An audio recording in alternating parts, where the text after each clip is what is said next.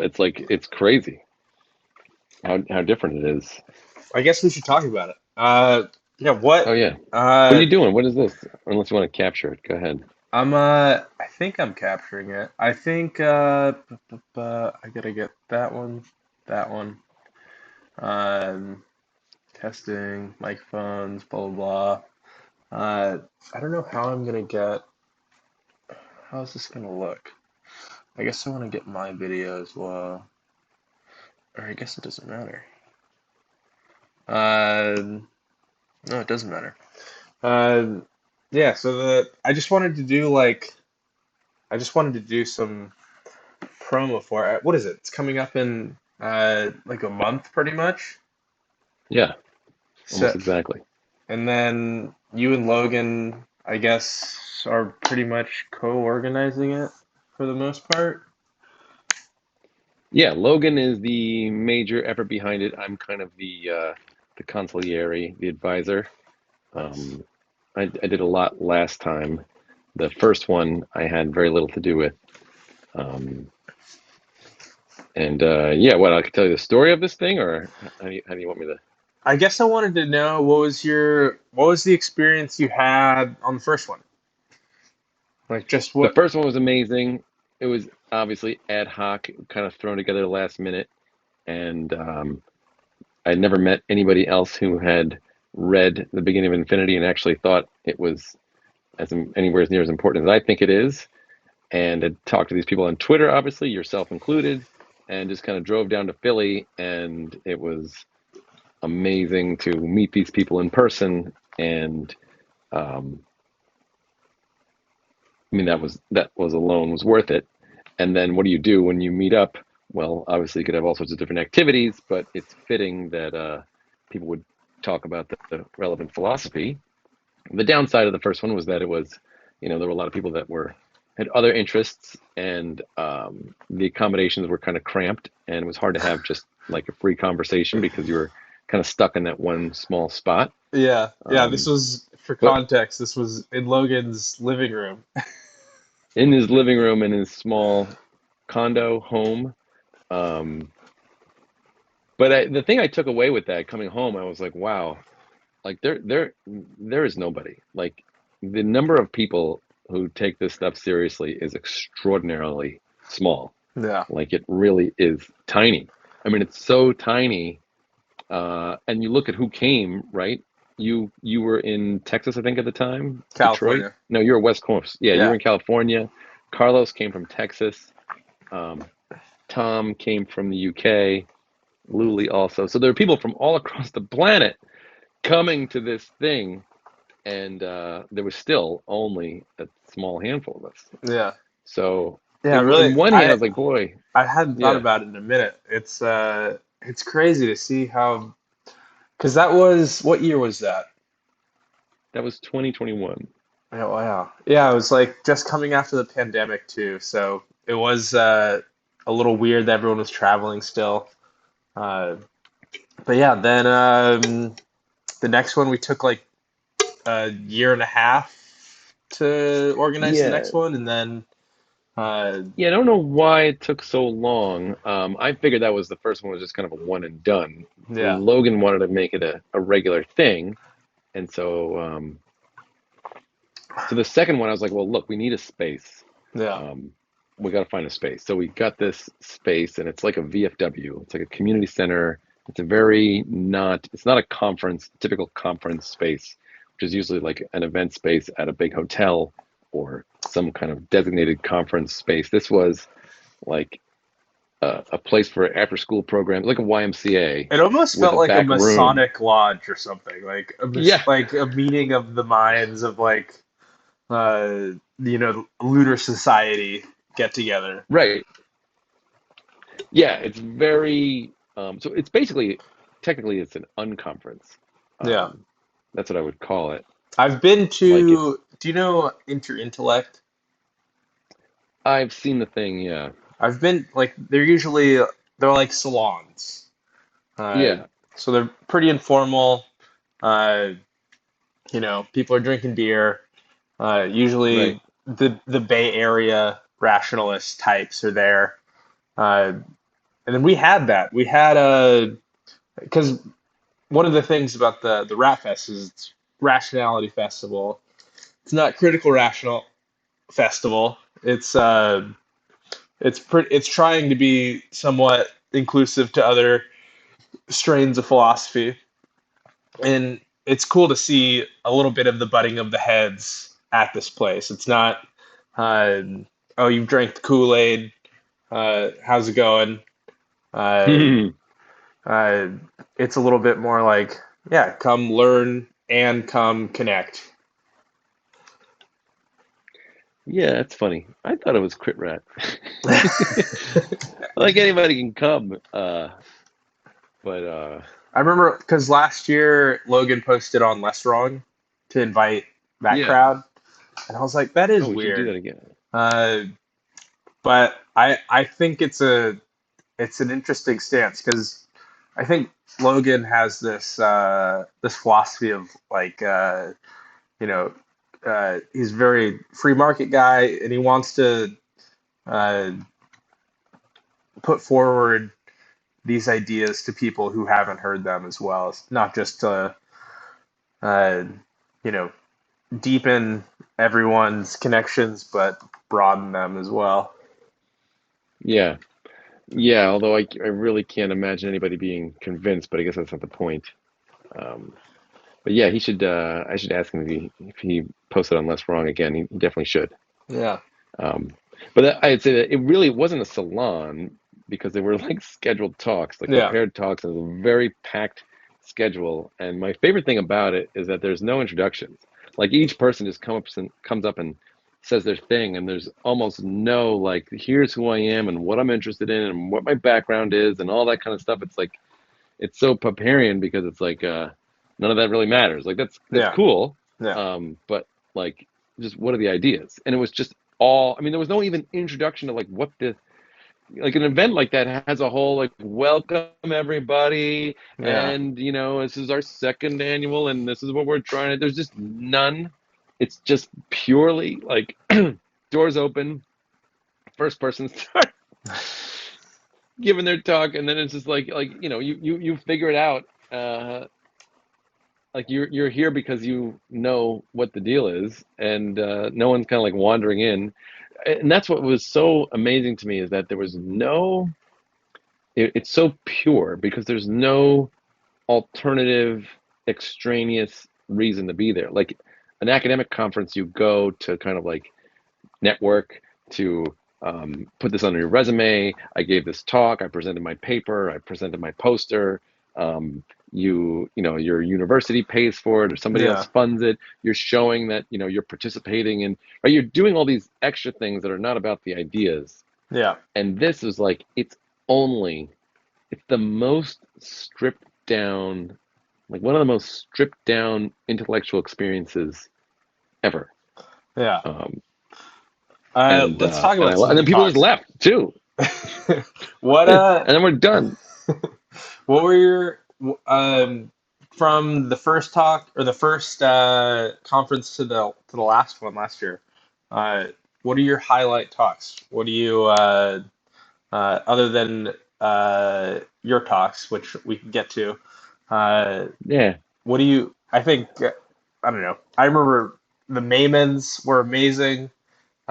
The Oh whole right. family. Oh Uh, right. they were amazing. I love uh, I love your talk because it's uh, on Bitcoin. Uh, what what do you remember? What are your highlights? The first conference, I remember David Kedme with the Ah, golden yeah, the Honeybird. That was just brilliant, and it was amazing to see his mind work. And I didn't really know him very well, and he put together that whole thing and had that whole interesting idea about. I'm not going to remember how it went. Somehow there was a coevolution between humans and this bird, and the bird would sing a certain call to indicate there was a honey, a beehive, and but the humans didn't like domesticate the bird to do that, and it just kind of happened together. Anyway, I forget what the point was, but and he had some theory and some idea. It was like you could actually test this. It was so cool. I don't remember much else from the first one. I And remember then uh, yeah, Maimon talking about mindfulness, not in like the spiritual sense, but in the I think it was more on uh, just how increasing mindfulness increases like your problem space awareness, like tracking your uh, or picking up on little things in certain situations is mindfulness. It's not just breath work or something like that. It's he was talking about how mindfulness is this thing where you're just noticing new things in a situation, and how to develop that and apply that was a really fun one. mm, Uh, and then he has his kids, which spoke last year. I think two daughters. yeah, $2. They did like a 1, 2, 3, and it was Yeah, one of the most impressive things I've seen. Just because you see a family with an environment of ideas developing, and right. uh, one of them was on this thing that I didn't know existed, which was uh, time synesthesia, Oh, right, right. which synesthesia normally shows as uh, auditory synesthesia. You see colors. Uh, so like certain colors have certain certain sounds have certain colors Mm, associated with them. Uh, but she's a time synesthete. So when yeah, she synesthesia. hears about seasons, she has certain colors that hallucinate in real time. Right. Uh, And it located a certain place in her like visual field. yeah, so she It's talked like about fall is over here, and yeah, and she has like a weird uh, or not weird, but an abnormal presentation of uh, spatial colors to time, whether it's like in the day or even seasons. And she just talked about her experience of telling her friends that she sees these times, and they were like, "What?" Hmm, hmm, hmm, hmm, hmm, hmm. But then I think it speaks to the that breadth of ideas. Anything like all problems are parochial, uh, but kind of talking about how she deals with that, what her solutions were for working around that, and how she incorporated that into her life was super cool. Uh, and it goes to what you were saying about this uh, informalness of this non-academic. She's what 13, Yeah, talking to a group of 40 people with right, PhDs and vagabonds like me who are just right, uh, pretty much just uh, you know no credentials to my name, right. but with the ideas and willing to listen to whatever. Yeah, yeah, that was fantastic. There were two families with kids. There were also people from the UK again, Europe, I think Switzerland, West Coast. Like there was also people drove from Cincinnati, and it was only like 50 people. It was just a small collection of interested, very interested people. Yeah, the other talks I really stick out were Adam Skiba's, like not Adam Skiba. He's the Damn it, comedian, what's right? his He name? talked about Yeah, he was the guy who made the connection of critical rationalism to the Force. And he published this. I'll link yeah, that. I'll link he, that. That was a cool yeah, that video. video, and he had this whole Joseph Campbell um, kind of myth making, meaning formation tied in with memes and um, I don't remember the point, but it was it was a great presentation. Yeah, that's. And then I think another one that I really loved was uh, just talking to Deutsch. I think in the last two Oh, so ones that, yeah, we had we had David Deutsch do a Q&A, uh, which was which was awesome because another part of the structure of the conference is that it's primarily, or I think exclusively, uh, you know, not internet commoditized. You're not trying to speak to an right. audience that isn't there. It's just, Yeah, that's the other part of the authenticity of it. There's no Zooming, there's no remote attendance, and we didn't even record any of the talks, so that the talks are just something that you experience at the time, and it just makes everything so much more personal. yeah, Um, and then yeah, when David Deutsch contributed, we had a couple other remote speakers. Dorian Bandy gave a really fascinating talk on music and beauty. Um, and Kenneth Stanley gave an amazing talk on his work with creative algorithms. And then David Deutsch, unfortunately, that was our weak link was the Wi-Fi, yeah. and I'll for fix that him, this year. we bagged the video and we just stuck with the audio, and then we just put the speaker in the middle of the room. And we just had David's disembodied voice, and just went around the room, and people just asked him a question, and he talked, and that was just such a special experience. Unrecorded, it was just like I don't know, it gives me shivers now. It was like just such an incredible a conference is not the right word to describe it, or unconference. It was just like it was just it was a raw encounter with ideas. Yeah, very human. Very human. And then of course we also had a divider, and then on the other side of the divider we had food, and we had lots of time to talk and just mix and hang out, and Yeah. so unstructured. I think that's one of my, that's like top three for me is just hanging out with people IRL who you might be like Twitter mutuals with, or you see it online, but you're like, who is this person really? Right. And all that, I don't even, what would you say?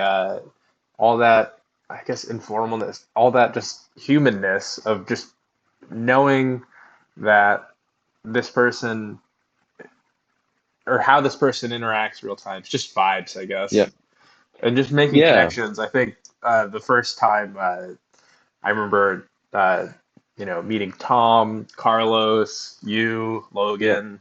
I Yeah. stayed at Logan's house in his Right. basement. It was like Fight Club, just like Project Mayhem, uh, Yep. which was super fun. It was really like Project Mayhem. But Yeah, it connecting was with like people is raw. just 100% the uh, the coolest thing. Is uh, just making connections with people who you see have core common interests with. Yeah.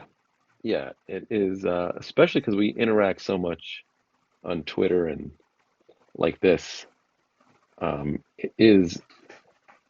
It is a very useful. I was trying to tell Logan, he was trying to like expand the membership or the attendance, and I'm like, I really don't think we need to do that, or that's Yeah, even the goal. Like you want the people who care about the stuff that want to meet in person. This is the opportunity to meet in person, and even if it's only a handful, yeah. it's totally worth it.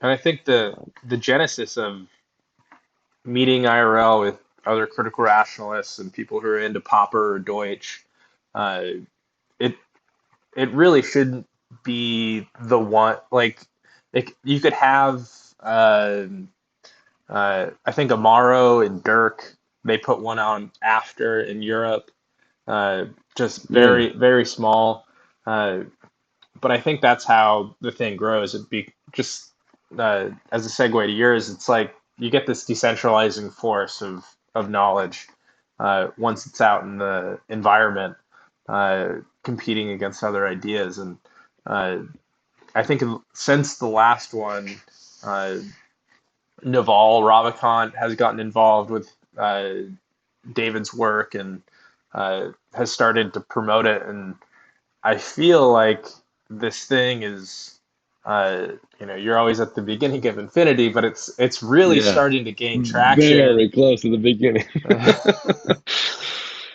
Yeah, don't tell I David mean, that because he's been on working on it since the 80s. he is, well, one of the things that first struck me when I got really into this stuff, I basically pivoted, like a lot of people pivoted out of Sam Harris into David Deutsch.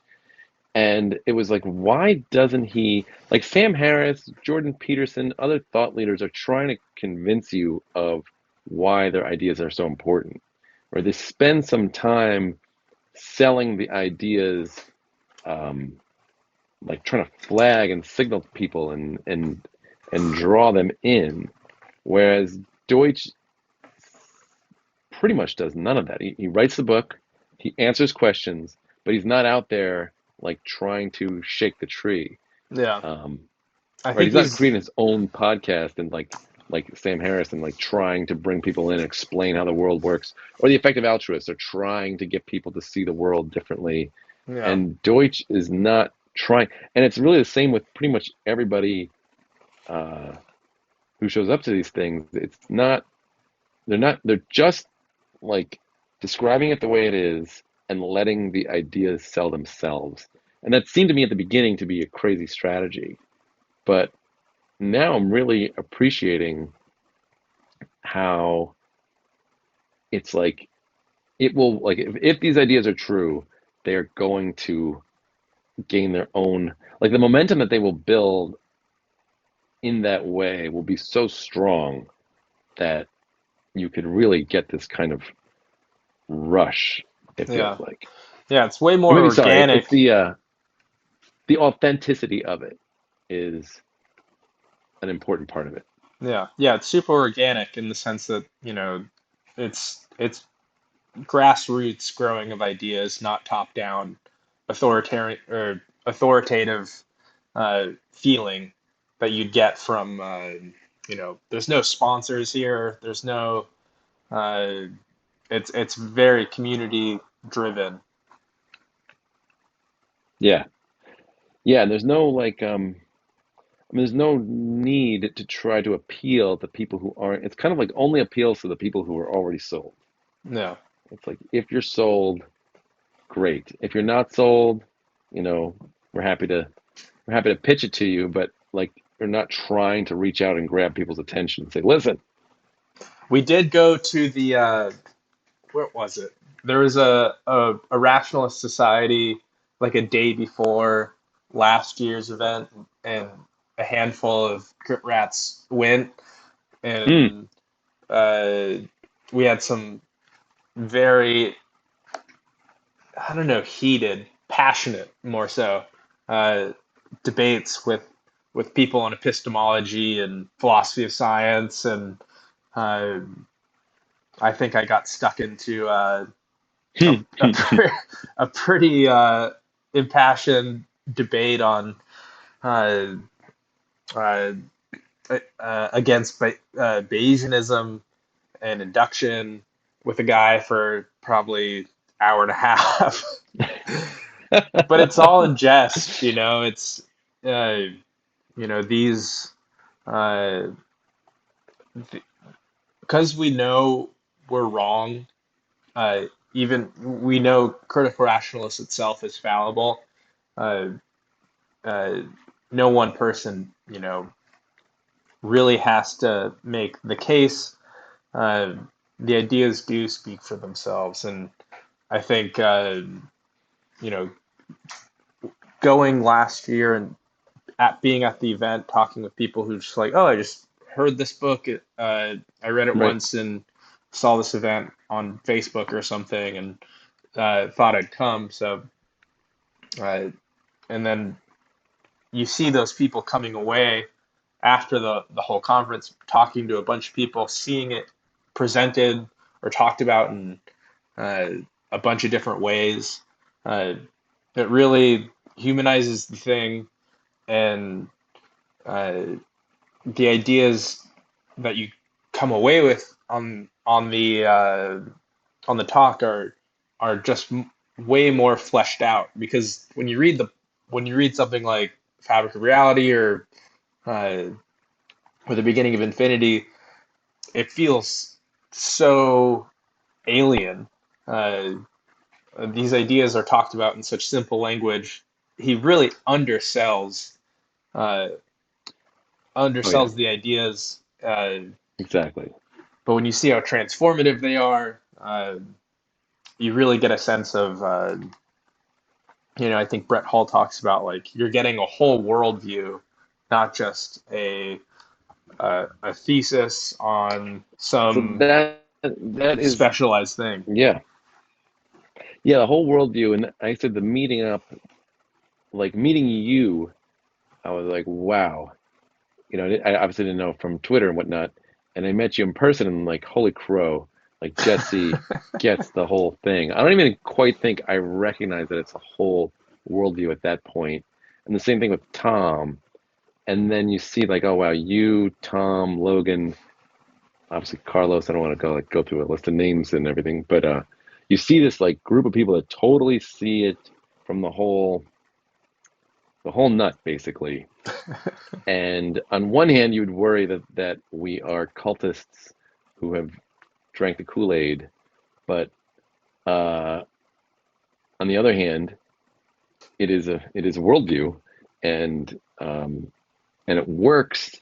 And um, I don't think cultists would put together the worldview independently. Let's say Deutsch was a L. Ron Hubbard type, creating Scientology and writing books, and people would study this stuff in isolation, right? And then meet up and all have the same kind of alignment, because Scientology is bullshit, and so it's not. People are going to take different things from it, interpret it in different ways. Certainly with this, people take different things from it, interpret it in different ways, but there is a hub of objective knowledge here No. that is shared, and that is an extraordinary thing to see. And now that I'm saying this, it'd be interesting if this happens in other contexts. Like I can imagine Darwinian evolution back in the 1850s or 60s when Darwin writes Origin of Species, and people reading go like, "Holy crap, I get it." I bet there were isolated people who got it, and everyone around them was like, "What are you talking about?" And then they got together, and they could all jam on, you know, how evolution actually works. Um, Probably a similar thing, but even them, that is a narrower body of knowledge than Deutsch's, Popperian epistemology. Yeah. Like that is a broader, it's a bigger deal. This is what is kind of mind blowing, is that I would say us getting together in Philly is a bigger deal in terms of the importance of the ideas, the potential of these ideas. It's a bigger deal than the early Darwinians getting together and like fleshing out Darwin's new theory of evolution. Yeah.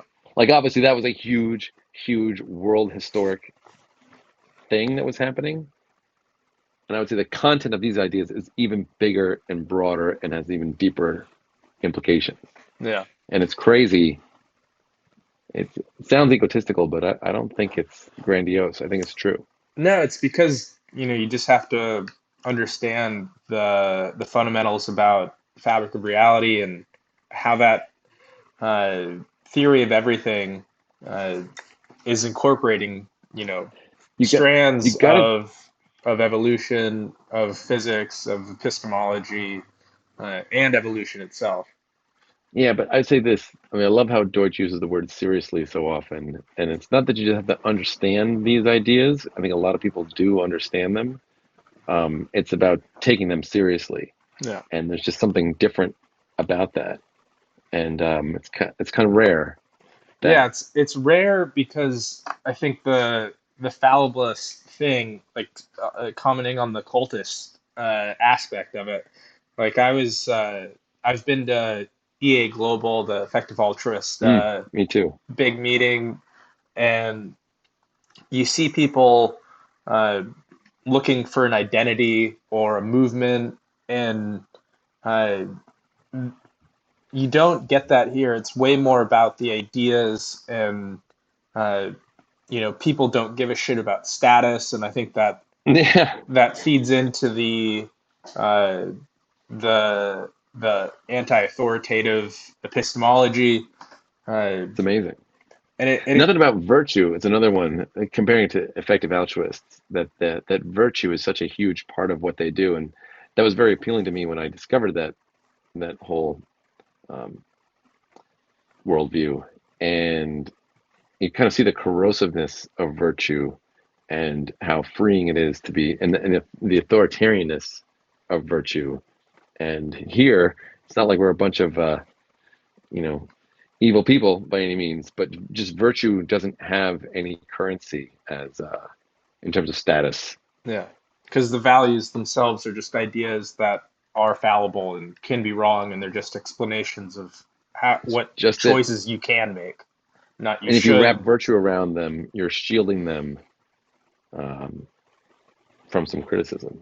Yeah, yeah, and I think the welcomeness of criticism uh, is more human here than uh, just academia itself or academic conferences or uh, and yeah, it's just fun. Like everything is just uh, very in jest, very uh, funny. Like I don't know, I just wrote an essay on playfulness, and it's it's very lighthearted.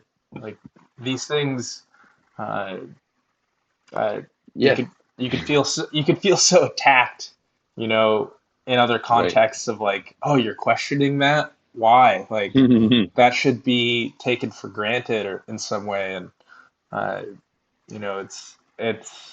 it's a very I'm hesitant to say safe space, but because it's a very hostile uh, place for ideas, but it's a very it's this line I love, which is hard on ideas, soft on people, Yeah, which I think yeah. is it's a very warm place to be.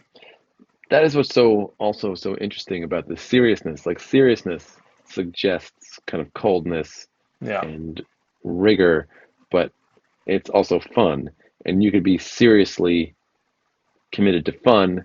You could be serious about being goofy, right? Like you can yeah, be, and that's why the authentic is kind of another nice word, but doesn't quite capture it. yeah, Um, but yeah, it is fun. I'm really, I'm really looking forward to it. I'm looking forward to seeing you again yeah. in particular, Thanks. and hopefully I'm going to be doing less organizing work this time, and I can I do relax a little have more. a spreadsheet that I do need Oh, your right. help on with Yeah. AV Okay. stuff, Right. which I'll be in charge of. Uh, Oh, perfect. uh, but I think I got a lot there. I think this recording should I'll cut it up a little bit, but uh, yeah, thanks for your time. Cool, man. Uh, anything You else know you what I want to? said? Yeah, I said it's like I don't know if it was my favorite thing, but maybe my favorite thing. Like if I was going to an alien planet, if I was like cut loose from Earth and in a space capsule, and I was going to land on an alien planet, I would want to know what are the most interesting ideas that are poorly understood, like the most impactful ideas that are not well understood Yeah, by the civilization. And that's what I would want to do. I would want to like work on those, like try to spark the civilization about those ideas. And I feel like that's what we get to do here. Like, how fucking lucky. How yeah, fucking lucky. yeah, yeah. It's very special. It's so special. It's I said from the first one, it's a little disorienting. On one hand, it's so incredibly parochial. It's so incredibly Narrow. uh, yeah, narrow. Like we're just a couple of nobodies in a community center in the middle of Philly. Yeah, But on the other hand, like these are what we would say are some of the most profound ideas that are otherwise very poorly known. Like this is crazy. It's a crazy, you know, juxtaposition. it's a Yeah, and it's a little bit dispiriting. I was a little dispirited after the first one, like, oh my God, we are nowhere. And but then I was like, but then that's the exact reason to be like so pumped. Like we are at the fucking beginning. Yeah. And we're at the edge of And then of knowledge in a course, lot of ways. yeah. And it's a weird thing to say. It's like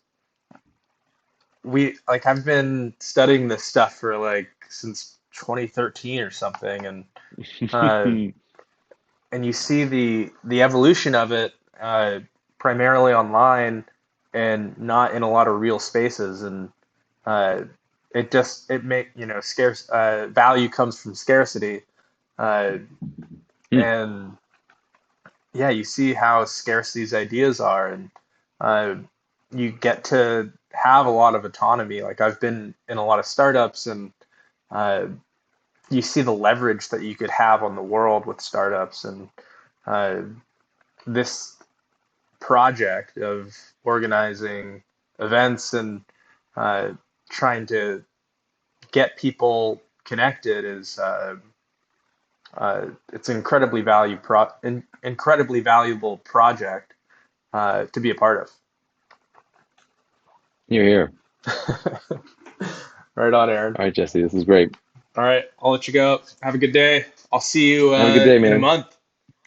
Yeah, holy shit. Later. Later. Thanks for doing this. No worries. Bye.